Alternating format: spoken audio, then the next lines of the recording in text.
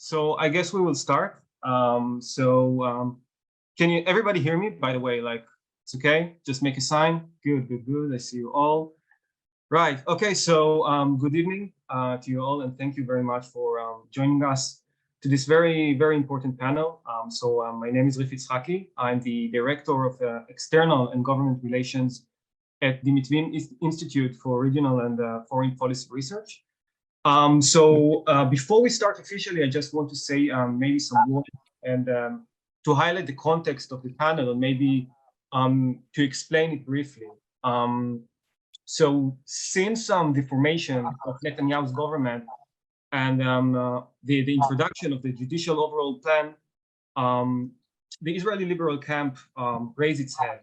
We see the numbers of protesters in Kaplan Street in Tel Aviv and in general all over the country just like increasing every week. We see various of initiatives of civil society organizations and activists to fight the democratic backsliding in public and inside the hallways of the Knesset. We've seen strike threats come true and how the diplomatic and security and economic communities still warning the government from the crucial consequences.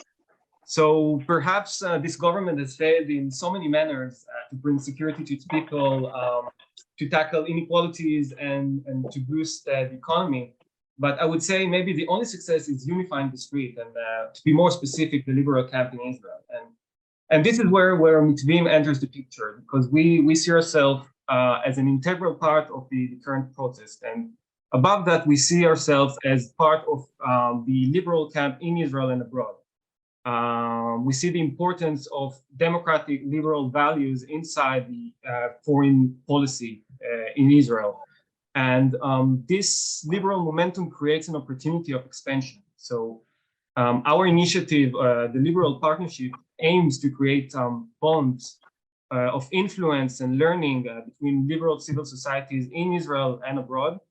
And we truly believe that through common activities of strategic dialogues and roundtables and conferences, we can establish a new progressive paradigm for a growing political camp.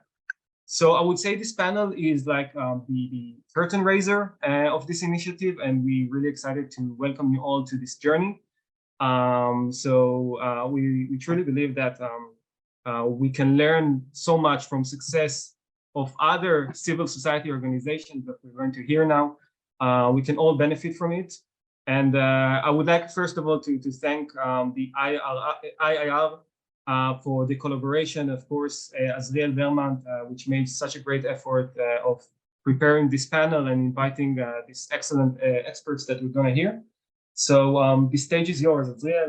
You can start your introduction and moderation. And I will show up again during the Q&A questions. I recommend you to ask questions. And yeah. Thank you, Rif. At the outset, I want to thank Mitvim for co-hosting this important event, and to Rif, you personally, for your help in your support in organizing this very important, timely event.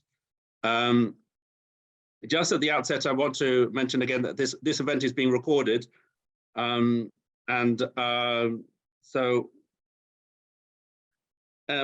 I wanted to just set the scene and mention that in 2019, the Czech leader, Andrej Babiš, visited Israel with his first visit. And he said, quote unquote, "The reason why I came here to Israel is to learn about your experience. Under the guidance of Prime Minister Benjamin Netanyahu, a great leader, the state of Israel has become the example to follow." The question is, what sort of example? Because liberal leaders in Central Europe have openly spoken of Netanyahu, his Israel, as a country they can learn from. In turn, Netanyahu has followed the example of liberal leaders in Hungary, Poland, and also the Czech Republic, focusing on exclusionary identity politics and also what is known as ethno-populism, in a bid to forge like-minded transnational coalitions. Since the formation of the present Netanyahu government, the liberal democratic foundations of Israel have come under constant attack. The planned judicial overhaul of this government threatens to damage the independence of the judiciary and to weaken its oversight over the government. In addition, the undermining of the separation of powers and the new government's moves also threaten not just judiciary, but also universities, the media, civil society organizations, and minorities. The decision of Netanyahu to fire his defense minister, Yoav Gallant, who actually expressed his wishes to call a halt to the judicial reforms in defiance of Netanyahu, this was the final straw for Israel's protest movement, which has shown remarkable fortitude and defiance over the past 3 months in pushing back against the moves of the Netanyahu government. The new reality in Israel undermines Israel's internal cohesion, has dramatic implications for its security, its economy, its international standing, and relations with other liberal democracies. Now, critics of the Netanyahu government's authoritarian turn have compared Israel's democratic backsliding to that of Hungary, Poland, and Turkey. Yet in this debate, there has been little examination of countries that have faced similar challenges and have actually remained successful in preserving their liberal democratic character. And the Czech Republic for us is a very, very good example of a determined civil society which has confronted democratic backsliding. So this is why we have set up this, we believe this meeting is such an important opportunity to discuss, to look into what we can learn from the Czech Republic in its efforts and how it was able to show resilience in confronting a democratic backsliding, erosion of democracy. And we've invited 3 excellent speakers today to discuss this issue.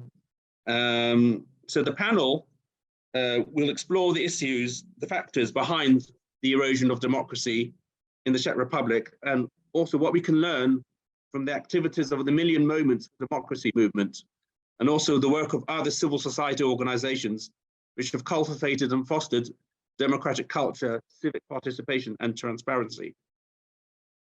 So without any further ado, I would like to start by introducing Petra Grasti. She is an associate professor of democratic theory at the Faculty of Social Sciences at Charles University in Prague. And she is also a senior research fellow at the Institute of Sociology, the Czech Academy of Sciences. Her research focuses on issues such as the issue of representation, democratization, and populism. Between 2022 and 2025, Petra is a co-principal investigator of the National Institute for Research on the Socio-Economic Impact of Diseases and Systemic Risks. And also, she is a leader of the Czech team in the Horizon Project, Neo-Authoritarianism in Europe and the Liberal Democratic Response. So I'm delighted to give Petra the floor. Thank you. And first of all, thank you, Azriel, for the introduction and the invitation. And thank you, Metvem, for having me.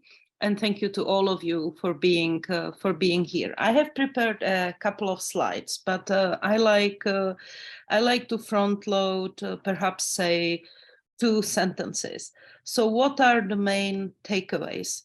I think the very main, if you should take 2 things away from me today, it's that democracy, democratic backsliding cannot be fought in the streets alone. Democracy is saved at the ballot box. And this is something I think we need to understand. And the second thing is very simple, yet difficult in politics. And that's the old Roman, divided we stand, and united we can protect democracy. I may have taken some creative license there. What I mean is that this is the main message from the million movements for democracy, from the Czech case, how populism can be defeated at the ballot box. In the Czech Republic, this has happened 3 times in the past 3 years. So, you know, populism is in power. It likes power, and it's like this beast which grows. You cut one head and it grows another one. But so it's we must understand the victories that await, and that I certainly would hope await you as well, as let's say small steps. They are battles, they are not wars. This war will be a long one. Populism is here to stay, and the only way to defeat it is by building a broad coalition. And a broad coalition cannot be about issues. It must be a single issue coalition, and that's protecting democracy. Because without democracy, there are no policies, or there are no policies that we would want. Only with democracy, we have a hope that policies we desire can be adopted. And I should know, I don't think I ever voted for a politician that actually won on my issues, but I've always voted for politicians that I knew would try their best in protecting democracy. So just a little bit to tell you, I prepared a small PowerPoint, and I'm going to try to, I hope you can see it. Yes, I'm going to make it big. So basically, the lessons, so these are the countries we are looking at. I think it's important to understand the nature of the beast you are fighting. It very much depends not only whether populism is in power, but how much power the populists actually have. So in the Czech case, the Babiš government that was in power since 2018 until 2021 was a minority government. So it's easier to fight a minority government than to fight a majority, constitutional majority government, such as that of Viktor Orban. This is just to tell you what has happened with democracy. The blue, you only need to understand, you only need to look at the shapes. Basically, this is the story of the contemporary Central Europe. I took United States as a benchmark. I could as well have chosen Israel. It would be a very similar story. What you would like to see is the broader the shape, the better liberal democracy is doing in these countries. On the contrary, this figure shows you that liberal democracy has eroded everywhere, with the exception of Slovakia, where the starting point was weaker. What are the main weaknesses? The main weakness is, of course, rule of law. What do you want to do first? You want to erode checks and balances, focusing on undermining independent judiciary. There is a thing, of course, when the lights are off, it's easier to undermine, to, let's say, embezzle, be corrupted. It can be champagne, it can also be cigars, but you know, it starts with perhaps cigars and champagne, and then it ends with half the country, as is the case of Hungary. What's absolutely crucial is the freedom of expression and media. There can be no liberal democracy. And when I speak of liberal democracy, I'm speaking about political liberalism. I don't mean neoliberal economic paradigm. I'm talking about checks and balances, majority rule with minority protection. So this is to show you that it doesn't work when media cannot provide the necessary function of transparency and bringing people information. This is why the populists are going after the courts, after the media, and after the civil society before they have a sufficient majority to skew the level playing field, so that we will still have elections, but they are going to be neither free nor fair or either. And so Hungary is not simply an authoritarianism, It still holds election. It's a competitive authoritarianism, and this is the most common form of authoritarianism around the world, and it has been growing in the past decade. The weakness is, of course, political corruption. This is what brings populists in power. They promise to fight corruption. They promise to stand against the establishment. Once in power, they actually can become the same. So this is to tell you that executive bribery has been an issue, and erosion was evident between 1993 and 2021. What is the main strength of the region? And here, I think it's symptomatic that you are seeing two countries, Czech Republic and the United States, where civil society remained as strong in 2021 as it was in 1993. And it is, I understand correlation is not causality, but I think it tells you a lot about what you need to protect democracy from populism once populism was able to reach power. And you're also seeing how in Hungary, civil society has eroded the most, followed by Poland, but also Slovenia, which is sometimes forgotten case, and largely not so much change in Poland. So what do you need? Do you need just civil society, which works to ensure vibrancy and pluralism? You don't need just that. You need civil society that protests in support of liberal democracy. So again, it cannot be any cause. It has to be this cause. And this is something that was very important for the Million Moments for Democracy. But here I wanted to show you the variety. Look at the picture of the protests against the abortion ban in Poland in the left bottom corner. So many people were in the streets, and the abortion ban is still in place. And this is something I want you to take away from here today. Protests in the streets are not enough. Something that the Million Moments for Democracy did is that they understood where the power is. The power is won at the ballot box.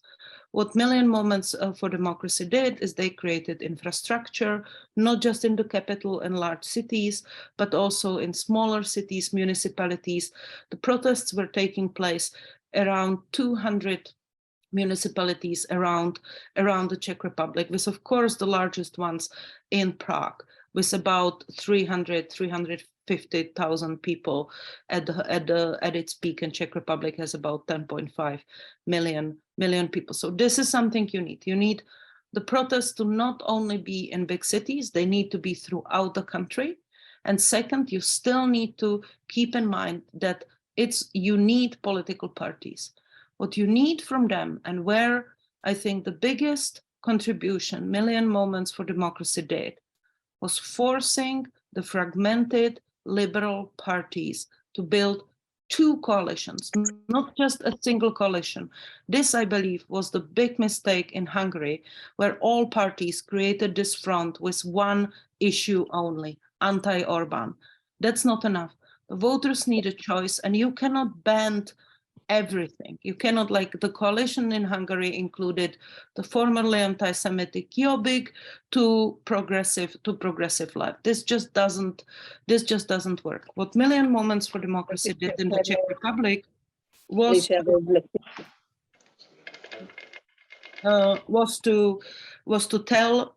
invite one by one the political parties and say, we are willing to campaign for you, but you need to come together. And so two coalitions were formed, a conservative one and a more liberal one, which signaled to the voters that they are going to govern together, but that they have more to offer than simply getting rid of Andrej Babiš. Of course, you also need a favorable electoral system. And this is something we are still going to face. You know, this is not going to disappear overnight. There are a lot of similarities. Formerly, we have been focusing on democracies and how democracy has been exported abroad, including to the Central and Eastern Europe.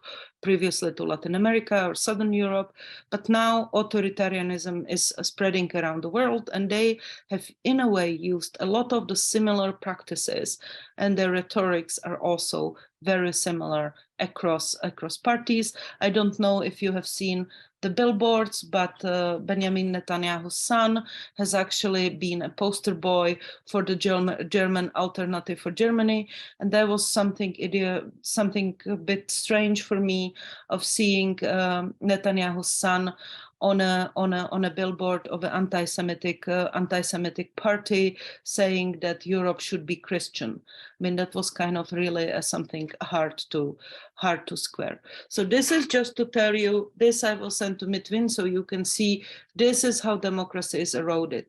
I know that it's difficult for you to read. You don't have to read. Just think of this is like the street light. What you would ideally like to see is everything being green. When you are seeing red, it's negative. It means it's a decline. It's an erosion in that category. This is what I told you at the beginning, where you need the balance of power, when they go after the courts, when the opposition is ineffective, when civil society is being targeted. So for democratic resilience, you would need everything to be as green as possible. For democratic decline or democratic erosion, the more red you're seeing, the worse the democratic decline is. This is just to show you also Slovakia and Slovenia. So just to summarize, in this region, we have seen actually a regime change in Hungary. Viktor Orban managed to turn democracy in consolidation into competitive authoritarianism.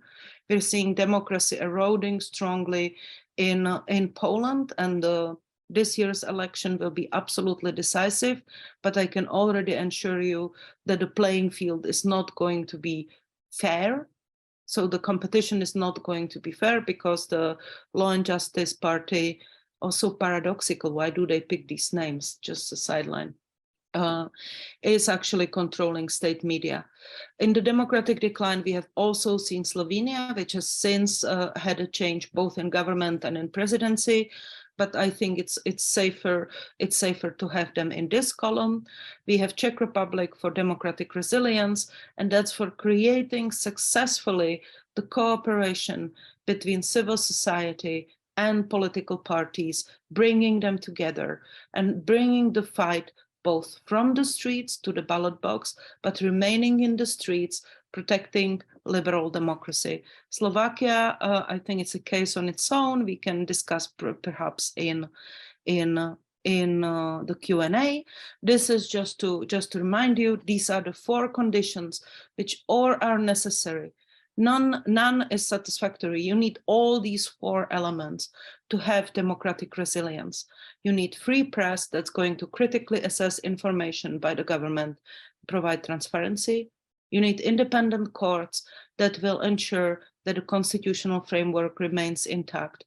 You need effective parliamentary opposition, which performs government oversight and which is trying to use all legislative everything that is available to opposition in parliaments, and we can draw on some examples from when this gone wrong in Poland that can be easily overcome and can lead to further strengthening of the government.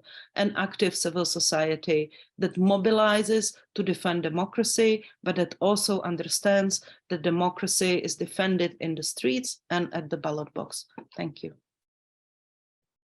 Thank you very much, Petra, for an excellent presentation. And we look forward to your contribution also during the Q&A. I would now like to introduce Karel Kuba, who is Associate Professor of Political Science at the University of Hradec Králové in the Czech Republic.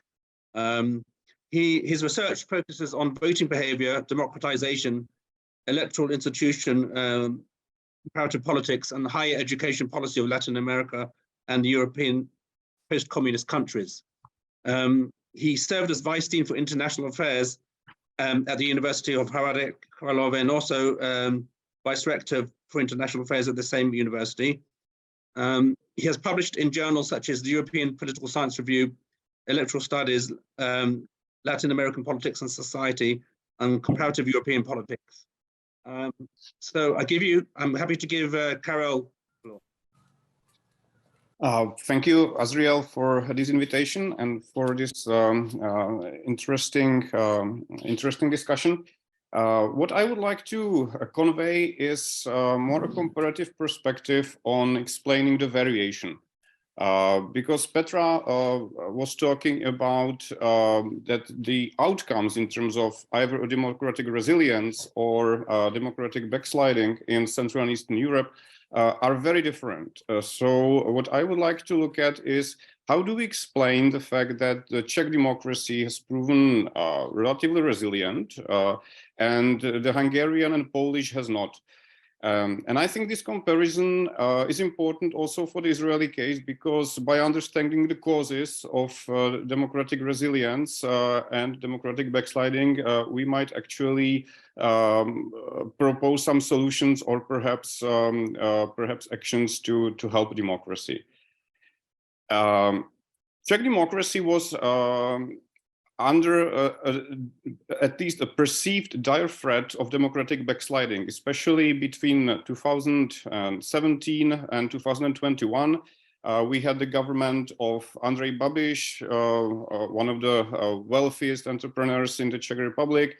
At the same time, the presidency was occupied by Miloš Zeman, an openly pro-Chinese and pro-Russian foreign policy orientation. We had a parliamentary majority of Andrej Babiš's party and the party and the Communist Party and far-right party of the SPD. So if there was a chance to actually decay democracy, this was the time between 2017 and 2021, because all the conditions pointed that there were many signals that things can go wrong, and the democracy that we had established since 1981 in Czechoslovakia and then the Czech Republic would have been under threat. But these what happened is that even under these dire and very bad circumstances, there were very few signs that democracy was under threat.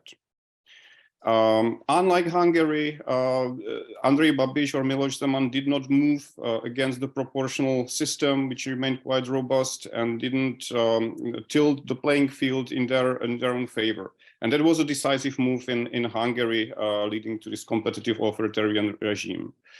Unlike the Hungarian and Polish case, the freedom of the media and the public media was not under a threat, or not under a threat to that extent that was evident in the move to repolonize the national media in Poland, or the complete subjugation of the media space in Hungary.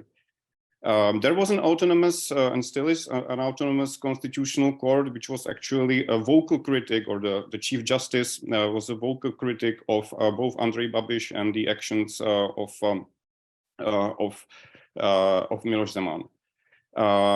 So in the end, the key characteristic that always signal the first steps towards some autocratizing trajectory have not been present in the Czech case.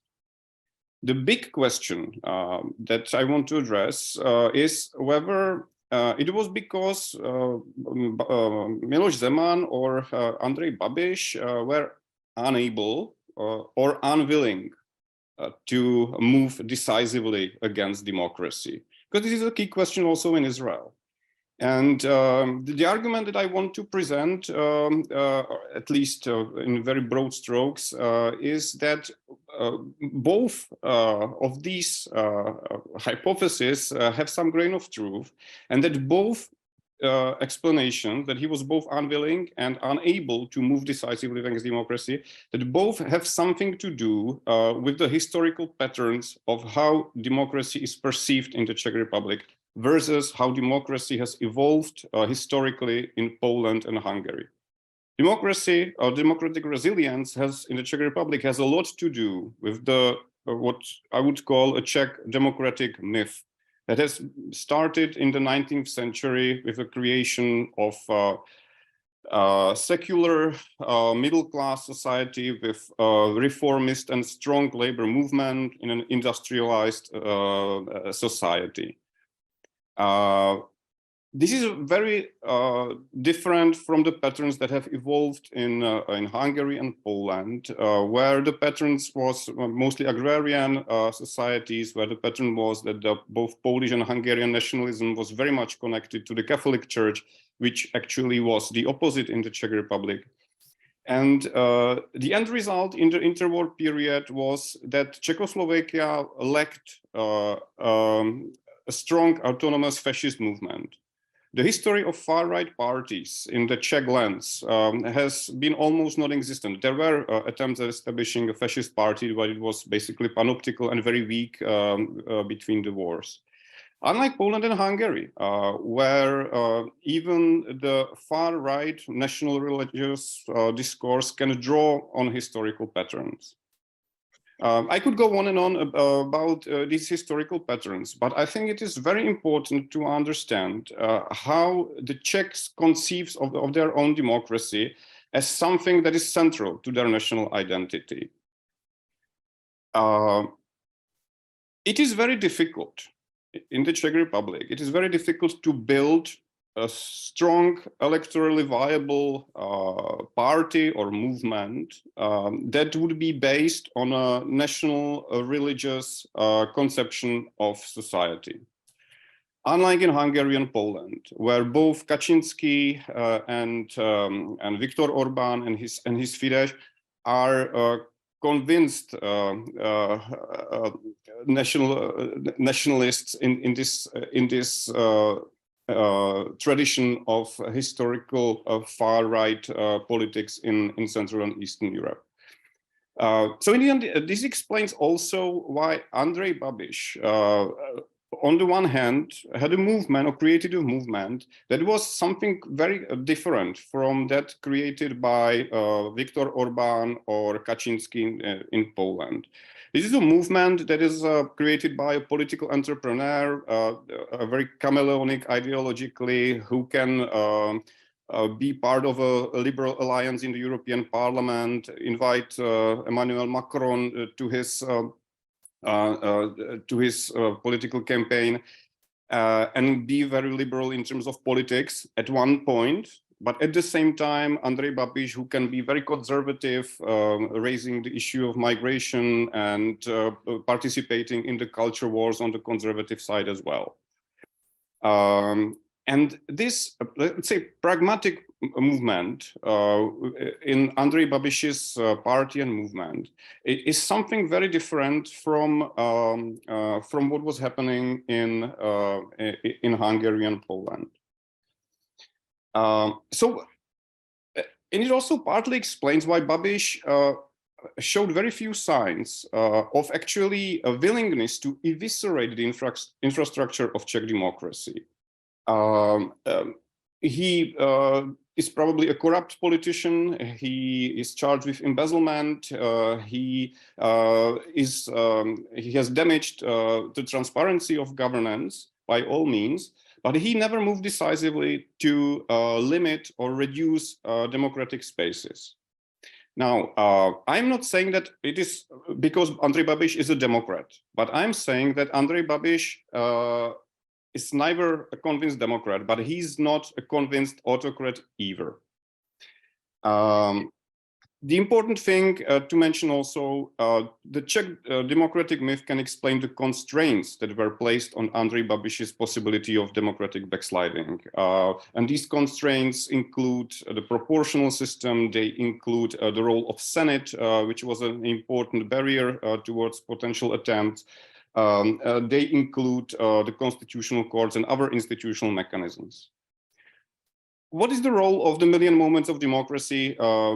Certainly, this was this social mobilization, which was the biggest social mobilization since 1981 in the Czech Republic. It was instrumental in creating the spaces and as a platform to coordinate political cooperation between those opposition parties. This creatively this public discourse that it is important to fight against these perceived lack of democratic credentials of Andrej Babiš and Miloš Zeman.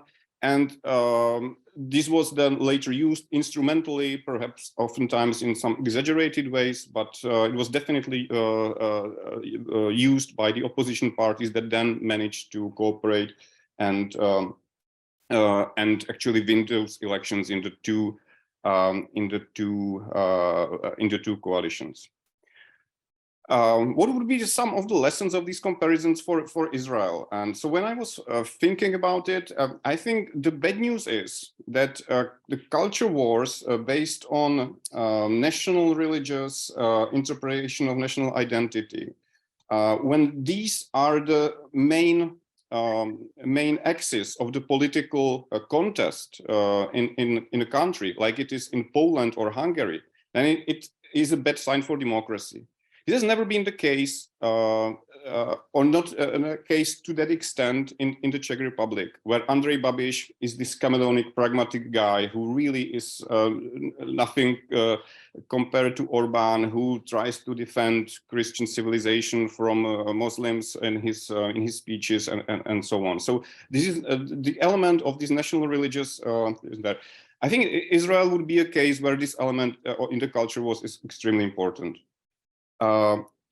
Another bad news is the attempt to reduce democratic spaces by itself is a very bad sign, which we have seen in Israel. And the fact that in the Czech Republic there has not been this decisive movement to eviscerate the infrastructure of democracy is good by itself. So thinking about it, that just this attempt to do it by Netanyahu on many fronts that Azriel has mentioned at the beginning is a bad sign. Some good news also, the role of the social movement and the ability to coordinate some political opposition. I think it's one of the constraints, although probably not a sufficient one, because we have seen that in Hungary, although the opposition mobilized last year and really included everybody from extreme right to far left, this has not been a sufficient condition for actually winning those elections, also due to the manipulation of the electoral system and many other manipulations by Viktor Orbán. And I think the comparison also tells us that a long tradition of past democratic practice is important, because that's something where you can build this democratic myth on. And this is the democratic tradition, the democratic self-perception of a society is extremely important because it creates the constraints and also the unwillingness of the political leaders to actually damage democratic spaces. Thank you. Thank you very much, Karol. So that was a very illuminating presentation, and lots to ponder there. And so I'd like to now introduce Jaromír Mazák, who's a sociologist and a director of research at STEM, a Czech non-governmental institute for empirical research. He is before this he was at Charles University in Prague, and in his academic research he has focused on social movements, civil society, and political participation. He also spent 2 trimesters as an academic visitor at the University of Oxford. In his current position, he was responsible for conducting and supervising sociological research about on democracy, participation, and quality of life in the Czech Republic. So I'm delighted to give Jaromír the floor. Thank you very much for the introduction and for the invitation in the first place. I am actually very happy that I didn't prepare any PowerPoint slides. I was not sure whether I should. because I'm never sure if that is the best way to connect to people and exchange information, especially in online sessions. And now, since I had two people before me speaking on the same topic, I know it would be very impractical to have slides, because much of what I would like to say has been mentioned one way or the other. So I spent some time now thinking about how best to frame my contribution. And I think I just feel like I need to somehow follow up on Petra and Karel, rather than try to ignore what they said and repeat similar things in different words and different accents maybe. So I think there are a few hypotheses they have already formed. One of them is the hypothesis that the Czech state has stronger institutions than some of the other countries that we compared us ourselves to. Or there's something in the chat, but I think someone will tackle that. So the strong institutions hypothesis, I think, is an important part of the explanation. Truly, the justice system, for example, in the Czech Republic, seems much stronger and much more trustworthy also to political opponents of Andrej Babiš than, say, the justice system in Hungary or Turkey even. One demonstration of that is that, as Karel already mentioned, Andrej Babiš was accused of embezzling EU funds. And just a few months ago, he was cleared of these accusations. And the reaction of the civil society and even Milion for Democracy, this initiative we are talking about, was, well, that's what the court said. So that's how it is, right? We still think what Andrej Babiš did with the EU funds was immoral. We still think it wasn't okay, and it was a reason good enough not to vote for him or even actively step up against him. But if the court said that it wasn't illegal, there was rather broad acceptance of this decision. Similarly, the media system remains fairly strong and with capacity to play as a neutral actor in this. We first in the 1990s, the media landscape was pretty much like every other big industry, largely privatized. So many media here were run by investors from abroad. But then with digitalization, the profits in the media sector went down a lot, and that resulted in a big sellout of media houses. So and Andrej Babiš was the first one to buy a large media house, large publisher, Mafra, in the Czech Republic. And that did result in a lot of concerns about how this is going to change the media landscape. And me and other observers do think that his influence over this large publishing house resulted in, negatively resulted in the kind of coverage that his media outlets give over his politics and his scandals. But there is enough other media houses, there is enough variety and other media outlets and public television and public radio, so that I think the overall functioning of the media system is still pretty good. So I would like to support this idea or this hypothesis of strong institutions as a very good safeguard against democratic backsliding. And in fact, there is not much mentioning of democratic backsliding in the Czech discourse. It's rather imported, I feel. The way how we talk about the experience with Andrej Babiš is more as experience with pragmatic populism. Again, to give you some context, we did have two major parties, a left-wing party, Social Democrats, and the right-wing party, Civil Democratic Party, since early 1990s, pretty much constituting a stable political system in the Czech Republic, one of the first countries in the region to have a strong, stable democratic party system with two major parties. And it continued for some time. And then there was a big loss of trust in politics in the late 1990s when these two big parties started or signed a not a coalition, but they formed a big coalition in the sense that they signed an opposition contract. So one party enabled functioning of the other, and that resulted in like almost 20% drop in electoral turnout and a big loss of trust in politics in general.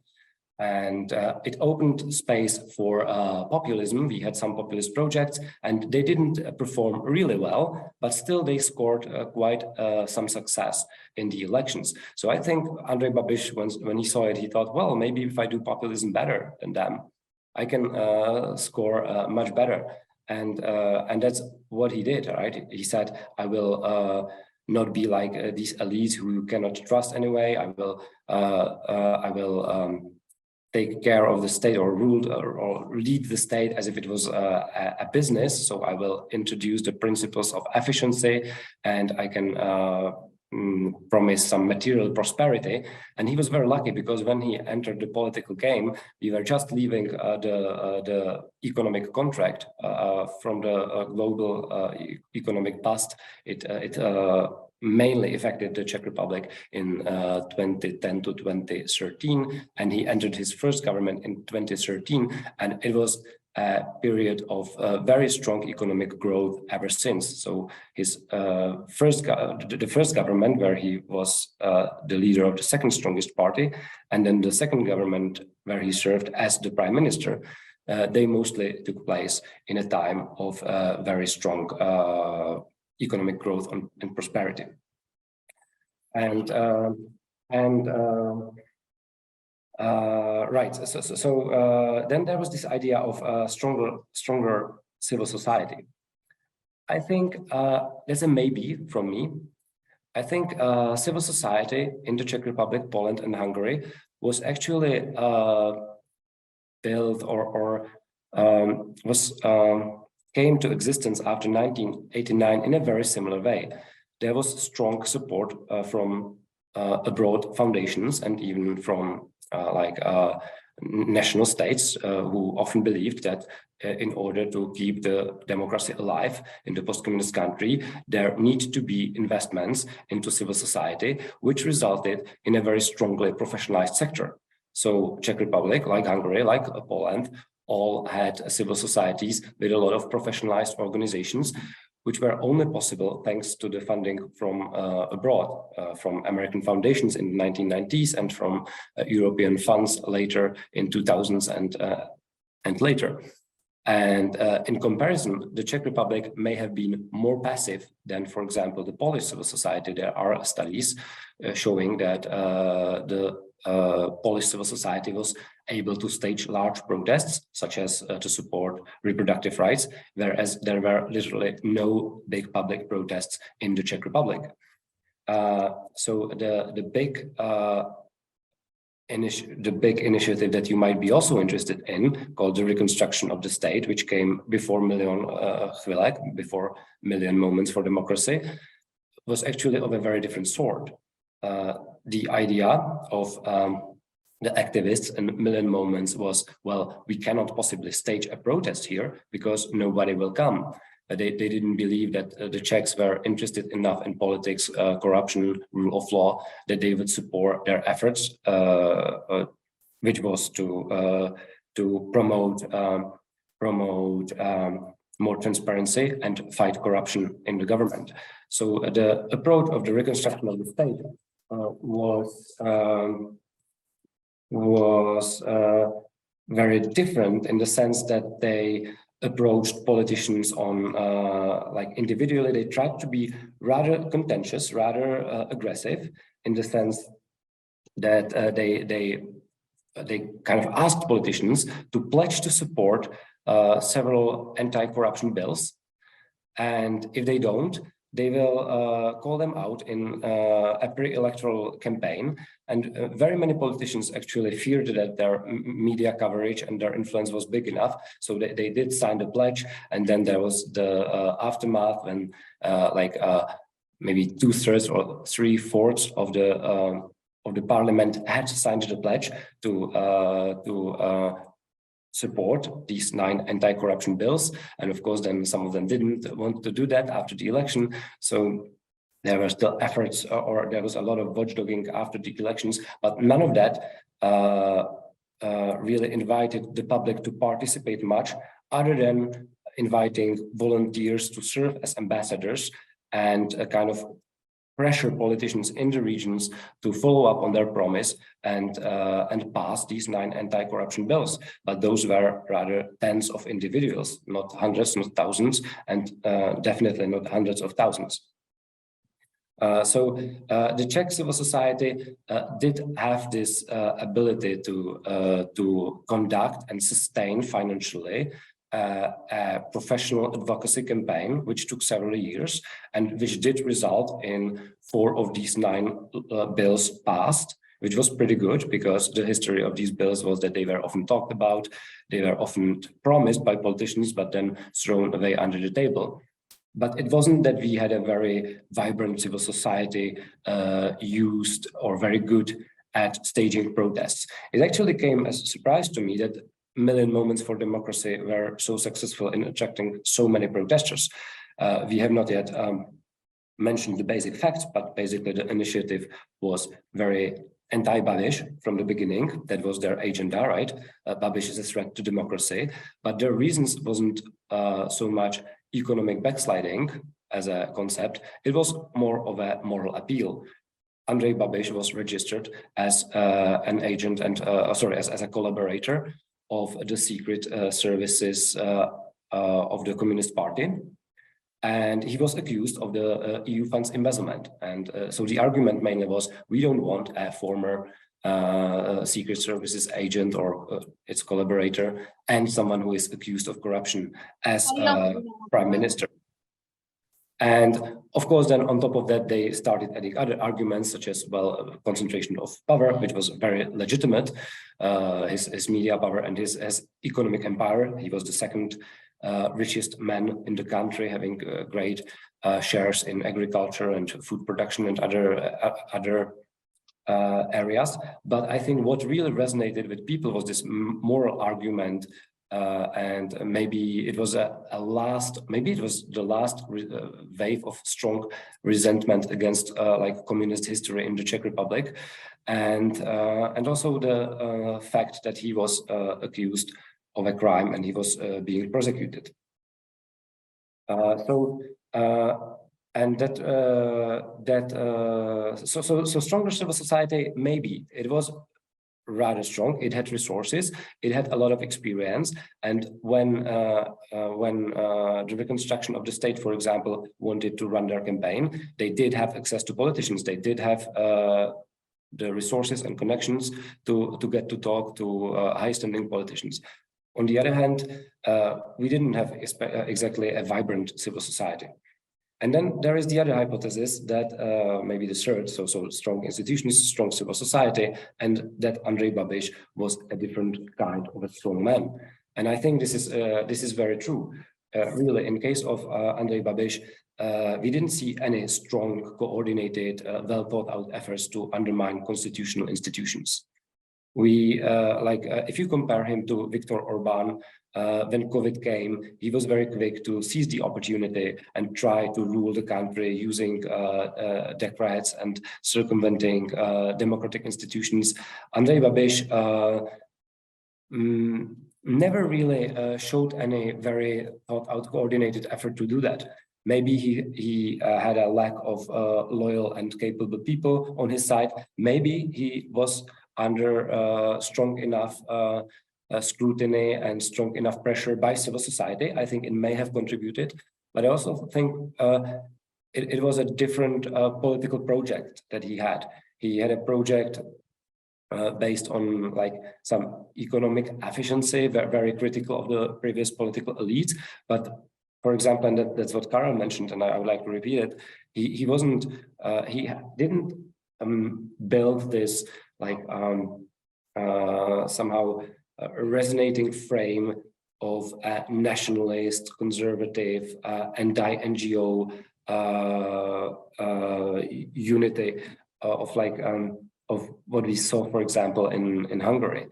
In his party, there was quite a strong support for reproductive rights, and ANO was a party with quite a lot of supporter of same-sex marriage, for example. So when there was a campaign, We Are Fair, rather visible advocacy campaign for same-sex marriage, they often had to praise ANO and Andrej Babiš, ANO, the party of Andrej Babiš, publicly for being rather supportive, even if they never passed the law at the end of the day.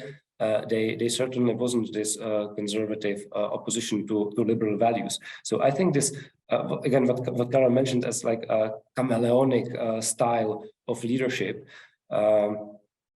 it means that it was a bit of a different story. So I am hesitant to directly compare it to those political authoritarian projects or authoritarian strongmen in, say, Turkey, Poland, Hungary, India, or elsewhere. Yeah, I think I'm basically out of time. So that was my effort to kind of take something from my notes and restructure it as comments to what has previously been said. To conclude, I think we do have stronger institutions than other countries in Central Eastern Europe, and different international measures do say the same, or metrics. I am not entirely sure about a stronger civil society, even though we have had quite a few interesting projects, which may be some inspiration in how to do advocacy, how to maybe the reconstruction of the state was a great example of how to adjust to changing circumstances. It was contentious at one moment, and it was rather mild and more like advocacy-based at another. And the third thing is that maybe we are just in luck because we didn't have a capable enough strongmen who would, like Orban, for example, who would persuade such a big fraction of society and who would be so clever and coordinated in his attacks against democracy. So that would be my point of view. Thank you. Thank you very much, Jaromir. So we've had three very interesting, very contrasting perspectives. And just so I want to thank Petra, Karel, and Jaromir. But just before we go to the Q&A, just want to sum up briefly the presentations. So Petra, in a very fascinating, thought-provoking address, she said that democratic backsliding cannot be fought on the streets alone. It also has to be fought at the ballot box. And she said that we have to learn, there are important lessons to learn from the Czech Republic in terms of how the opposition came together, bring different political parties together. And the only way to defeat populism is building a coalition around an issue that can protect democracy, but just coalescing against the incumbent isn't enough. And of course, in Israel, that's been a big issue as well in the past, because of course the opposition movements singled out Netanyahu as the problem, but that on its own wasn't enough. So there is a lot for us to think about. And Karel, in his address, said that the Czech Republic under Babiš did not move in the same autocratic direction as Poland or Hungary, and partly because of the myth of democracy that's so powerful in Czechia. Also, the fact that religious nationalism wasn't present in the same way as in Hungary or Poland. The Catholic Church not as powerful, and that's something which is also interesting to bear in mind, because of course in Israel, because of the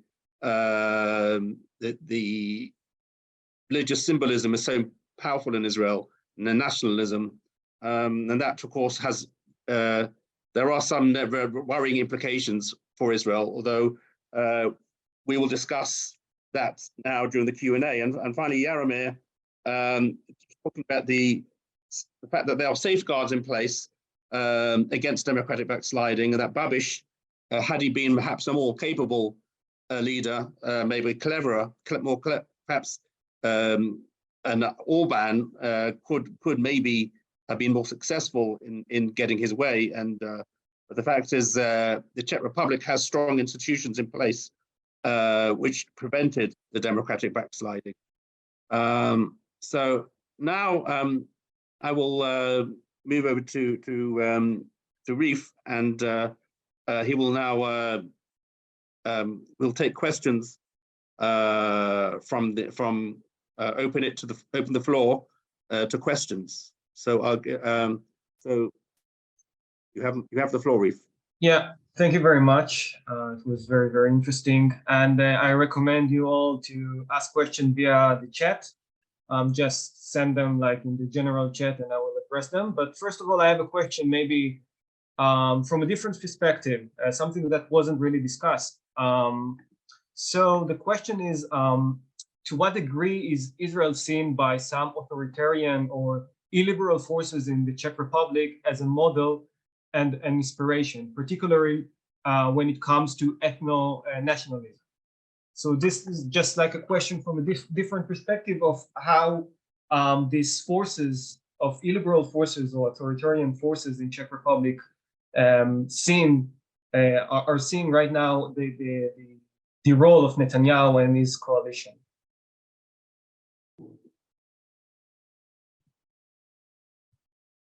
Yes.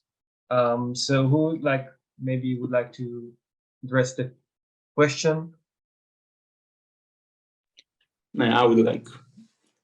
Yes. Go ahead. I have a question to Petra.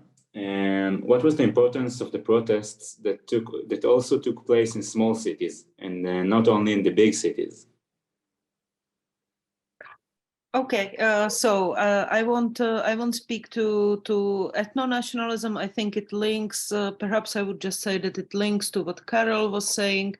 That I mean, there are certain. I mean, you cannot have ethno-nationalism in a relatively homogeneous, ethnically homogeneous country, especially when it's secular. The Czech Republic is the most secular country in the world, and it's relatively ethnically homogeneous, although it's changing, but it did not yet become a political issue. I think I remember this interesting thing. I don't actually see. I think it was a different era when Babiš went to meet Netanyahu. I mean, it was the era of Trump and Bolsonaro. And so there was some kind of an attempt to emulate this let's say global network of illiberals. I also don't want to say that these populist leaders, they don't want necessarily to destroy democracy. What they are after is destroying liberal democracy.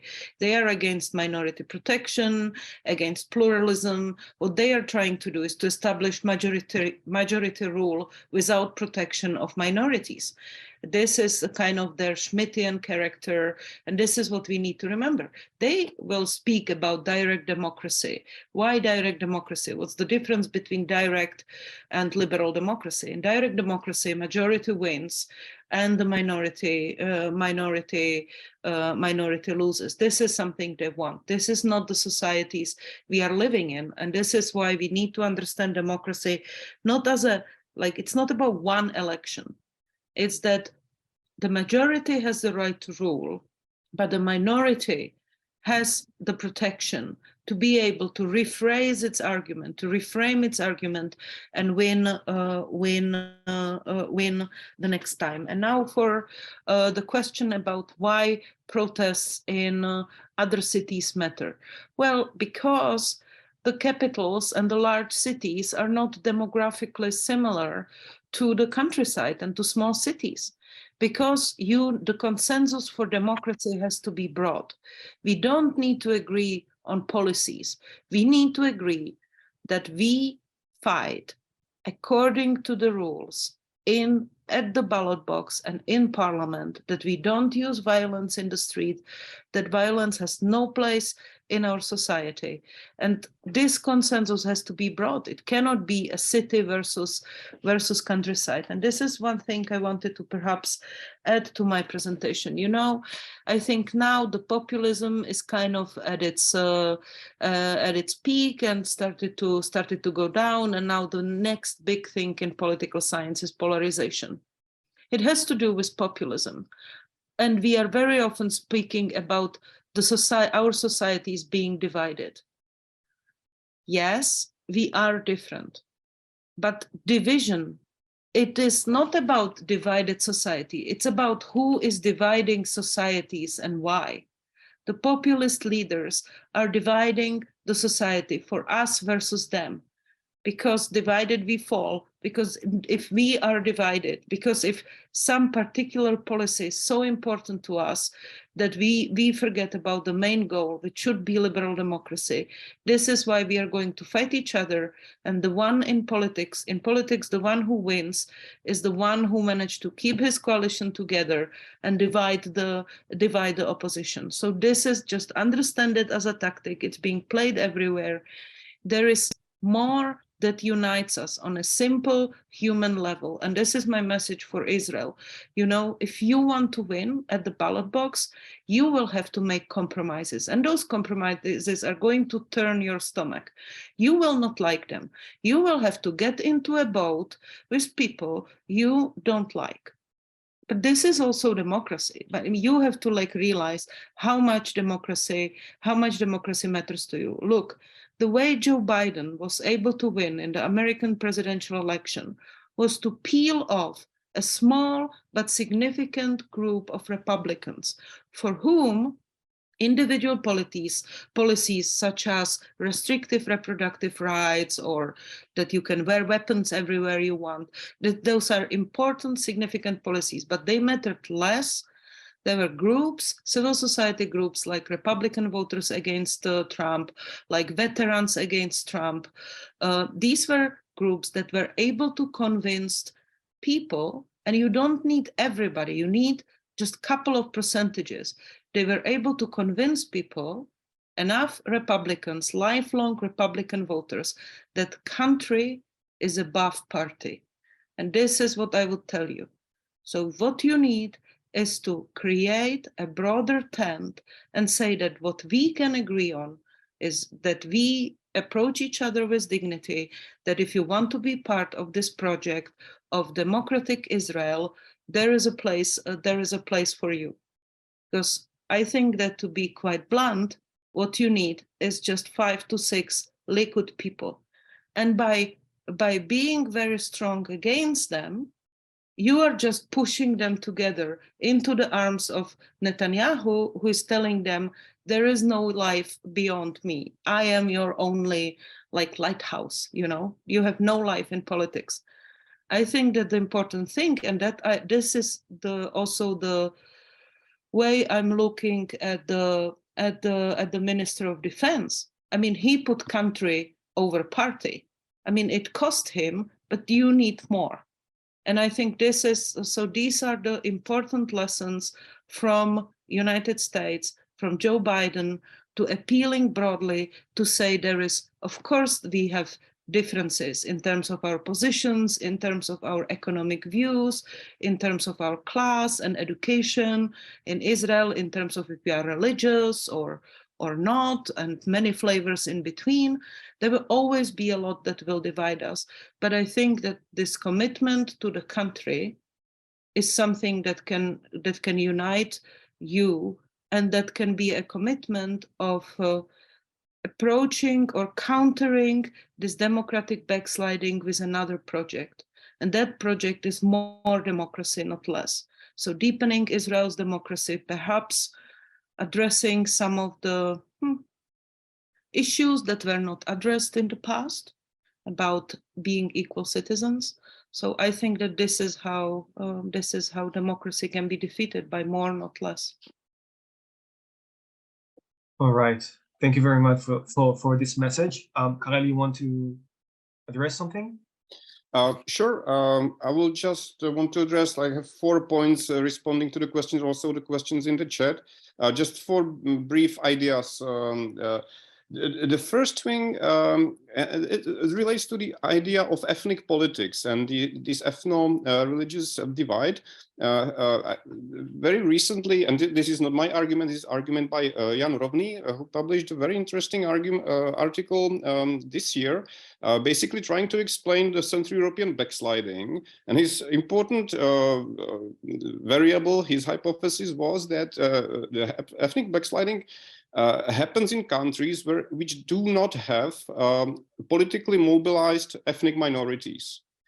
When there is, in a Central and Eastern European country, a politically mobilized ethnic minority, like Hungarians in Slovakia, or Hungarians in Romania, or Russians in Latvia or Estonia, then backsliding is not going to occur, or to a much smaller extent than backsliding in very ethnically homogeneous countries like Poland and Hungary.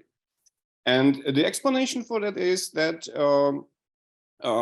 when there is this politically mobilized ethnic minority, then it is very difficult to go against its political and civil rights, because it will be the first one to counter those potential threats, and it will mobilize against curtailing the civic rights of those minorities, and which in the end helps the overall democracy in that country.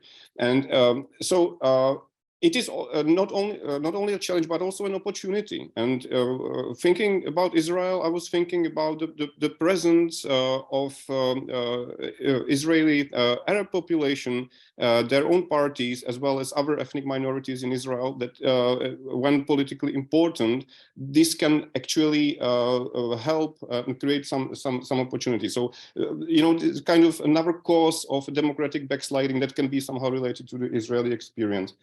Then there was the first question was very interesting, how the Czechs view Israel in terms of as a role model in terms of democratic politics.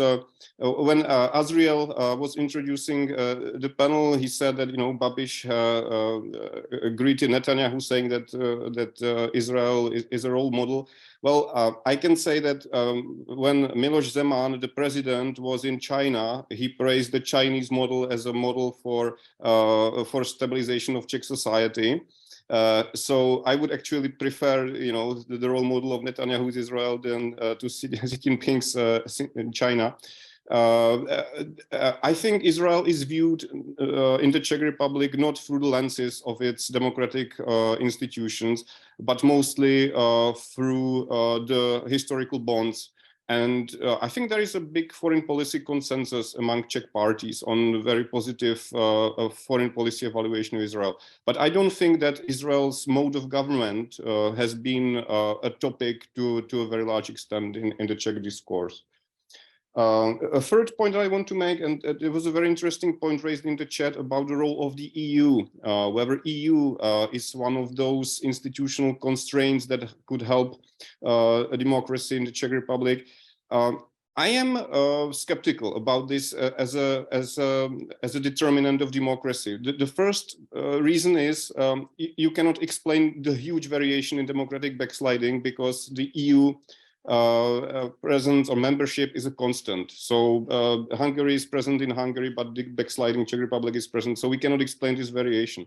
And I can actually think about reasons why the EU the EU membership has in some ways damaged the potential for democracy. For example, in Hungary, the misuse of EU funds through the Orbán regime and his cronies has served to ingrain in power the Fidesz movement. I mean, the flush of those money from the EU has created some very negative consequences. But overall, of course, I mean, the EU is a pro-democracy actor. It has established now these procedures that could actually punish financially democratic backsliders, etc. But looking at this point structurally, it is not a crucial factor in accounting for why somewhere democratic backsliding happens and somewhere not.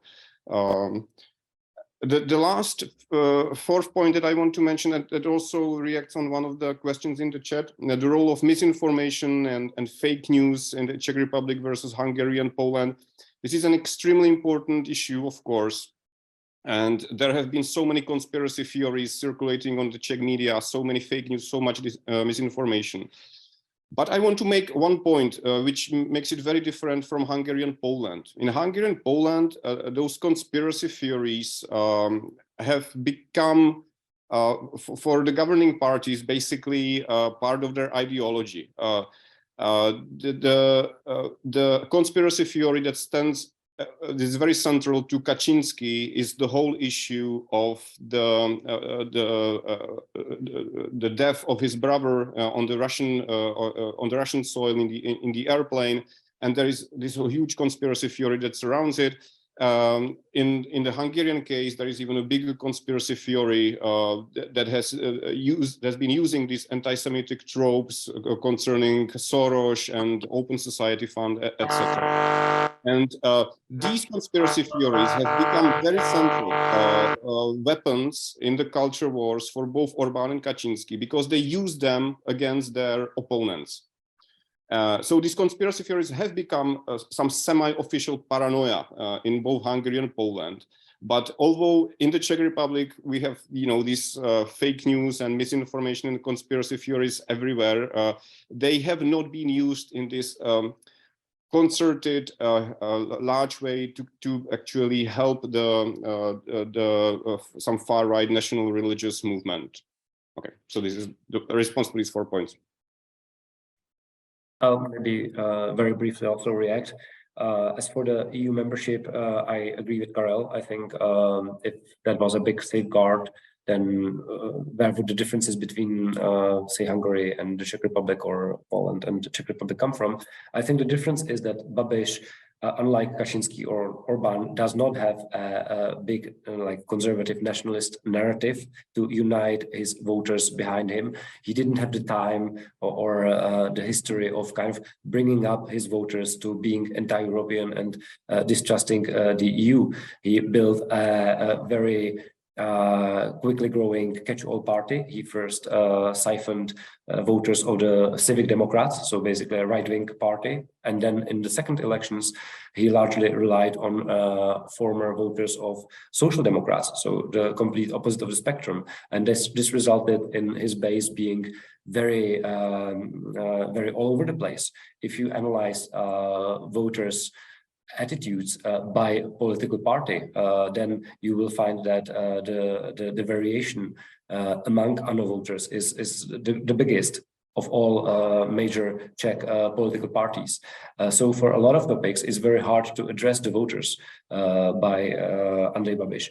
If you, for example, if you take the currently governing parties, so the what in the media is sometimes called the Democratic Bloc, or what stands against Andrej Babiš, then almost all their voters are either pro-European or kind of neutral. If you take Andrej Babiš voter, then it's like 1/3 is strongly pro-European, 1/3 is in the middle, 1/3 is against. So he doesn't have a very clear view what to say about them. The same about the war in Ukraine, right? Babiš had a very convenient situation with the migration crisis, because most Czechs were against the migration from Syria, Afghanistan, and so on. So it was quite simple for him to say, well, we don't want them here because they are too alien and whatever reasons. He just had to echo what was dominant on social media.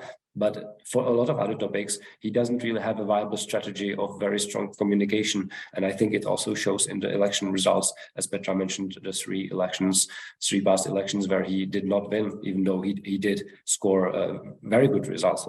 That's still true. But he doesn't have a very strong uniting narrative. And as for the disinformation, I think, sorry, what was the question in chat? I don't remember the question I was trying to answer to, but I think it's generally, yes, Minister Blažek. I think this is an issue. Some of you may not know, but one of the big demonstrations, well, possibly the biggest demonstration by Milion Chvilek was initiated when Babiš appointed Maria Benešová as the Minister of Justice, and she was suspected that she might try to interfere with the investigation against Andrej Babiš. So that motivated a lot of people to come to the demonstration. We now have Pavel Blažek as Minister of Justice. He also is suspected about trying to interfere with investigations of some court cases where some of his friends or people he's close to are involved. And Milion Moments for Democracy is in a somewhat strong, difficult position, because they have from the beginning been very clearly anti-Babiš and pro the currently governing parties. So for that reason, I think it's important to have division of labor within civil society, and have also more neutral, non-partisan projects, such as the reconstruction of the state or We Are Fair, which I mentioned in my contribution. They were always very non-partisan. So if you pledge to support same-sex marriage, or if you pledge to support this this anti-corruption legislation, that's all that cares, all that matters, and we will promote you, or we will call you out, irrespective of anything else. And if you have such non-partisan projects or initiatives as well, then it's easier for them to measure the same way to whatever parties are currently governing.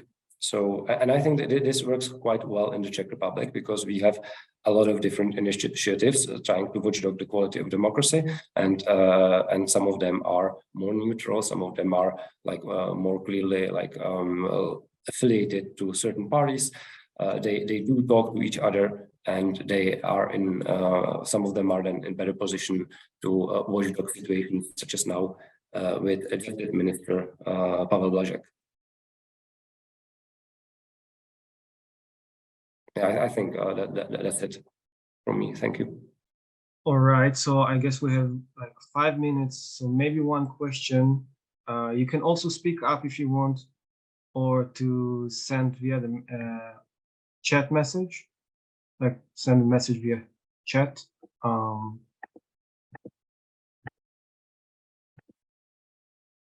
Perhaps I will end with a question here from my side. There are some scholars that maintain that a proportional representation system, which is also in Czech Republic and Israel, helped to keep an authoritarian regime at bay. What can Israel learn from this? Overcome fragmentation. It's one sentence. It's brief. Proportional system has been better at keeping them at bay, but it's like tsunami. It doesn't matter. You can build the windbreakers, the wave breakers, and if they're big enough, then they are just in either way.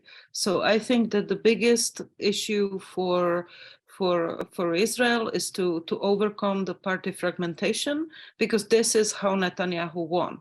He has unified all this, he has built his coalition.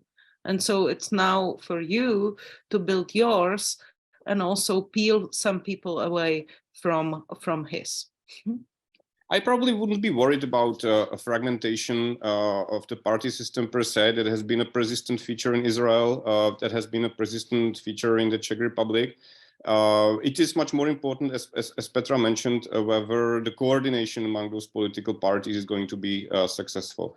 But what we know about proportional systems, and we compare, for example, the Hungarian experience and the Czech experience, that simply the proportional system is much better for those opposition parties if they are, incipient and small. The hope of for example, the offshoot of the Million Movements of Democracy was to create some small party that that would enter the political space. It was a complete disaster, actually, and it is actually one of the lessons also for the democracy movement in Israel.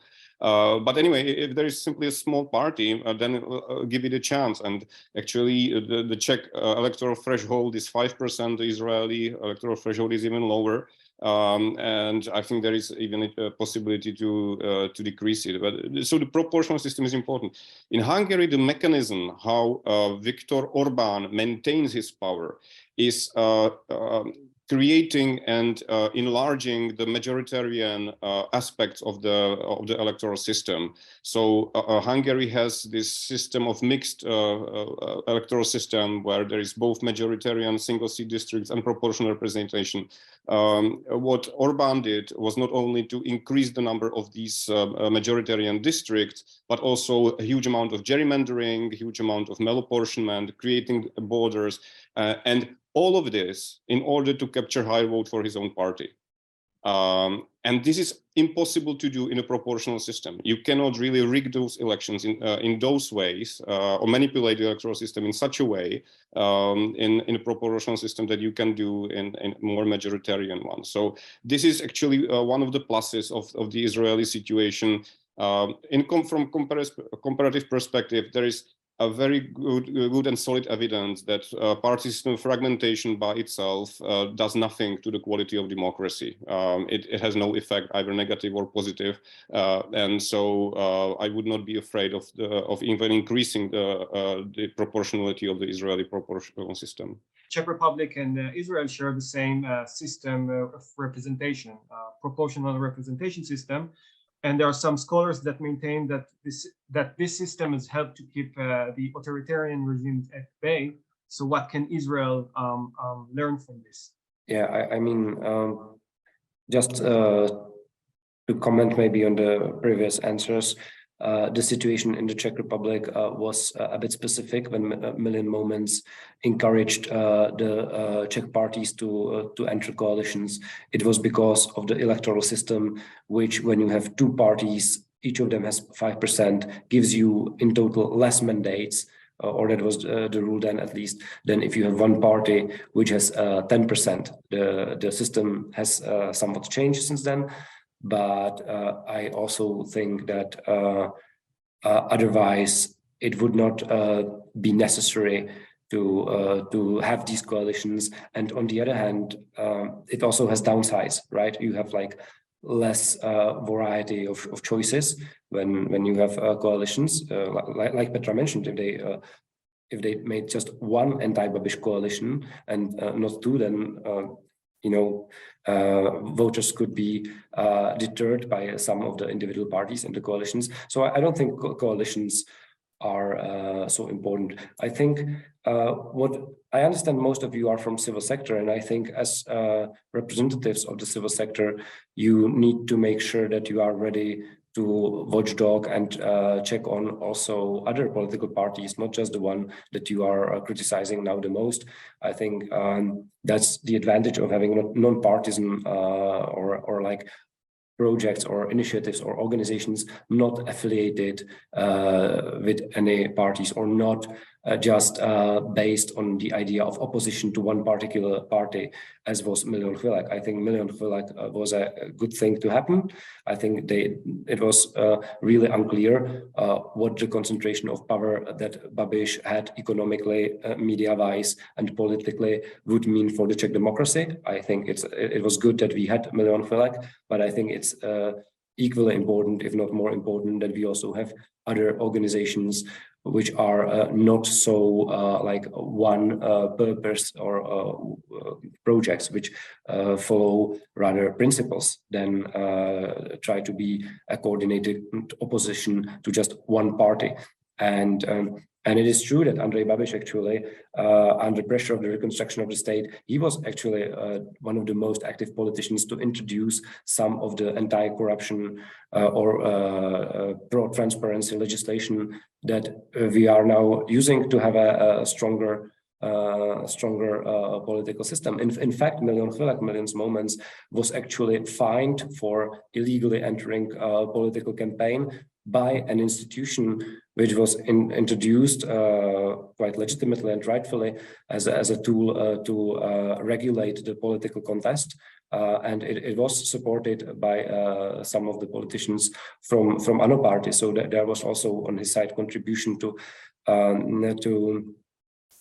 good things, even on the side of rule of law and corruption. So that's why I tried to stress that he is and his other party are simply different projects, different things than what Kaczynski is in Poland or Orbán in Hungary, and possibly Netanyahu in Israel, even though I have too little insights into the situation in your country to comment on that. Great, thank you very much, Jaromir. So I guess our time is up, and I would like to really to thank you all for coming. And I would like first of all to thank Jaromir, Mazak, Petra Gausti, and Karel Kuba for really interesting presentations and insights and your answers for the questions, showing the similarities of the struggle in Israel and Czech Republic. So yeah, thank you very much for that. And I would like also, of course, to thank to IIR for the collaboration, and especially to Azriel Berman for his great efforts. And thank you all for coming. And this is like only the beginning of the Liberal Partnership Initiative. This is like, as I said before, the curtain raiser of our initiatives. And we would like to follow the insights and everything that was said inside here in this Zoom session. And of course, we would like to have another discussion or brainstorming of maybe developing these concepts or for this, as I said before, the liberal camp, and to share ideas and knowledge. So stay tuned. And this session is recorded, and we, of course, send the recording soon enough. So thank you very much and have a nice evening.